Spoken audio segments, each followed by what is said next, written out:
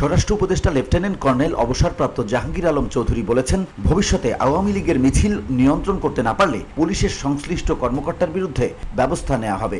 শনিবার সকালে রাজধানীর বিমানবন্দর থানা পরিদর্শনকালে সাংবাদিকের এক প্রশ্নে তিনি একথা বলেন।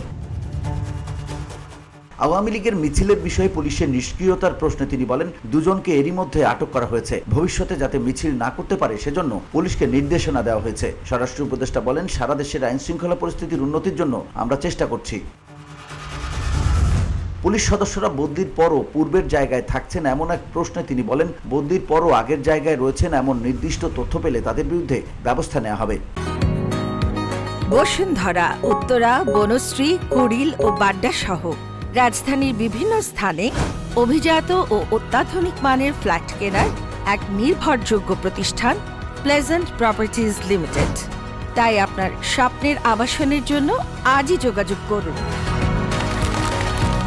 Pleasant properties limited, where destiny matches eventually. তিনি বলেন, বদলির ক্ষেত্রে সাধারণ পুলিশ সদস্যদের একই বিভাগে রাখা যায় কিনা সেটি ভাবছি। পরিবার থেকে দূরে থাকলে তাদের ছুটির সংখ্যা কমে যায়, তারা মাত্র 20 দিন ছুটি পায়, অন্যান্য ছুটি পায় 20 দিন, যা অনেক ক্ষেত্রে সেটি আমরা দিতেও পারি না। এই জন্য আমরা চেষ্টা করব নিচের পর্যায়ে একই বিভাগে দেওয়ার জন্য। পুলিশ সদস্যদের থাকা ও খাওয়ার ব্যবস্থা দেখা ও উন্নত করার জন্য থানা পরিদর্শন করছেন বলে জানান উপদেষ্টা।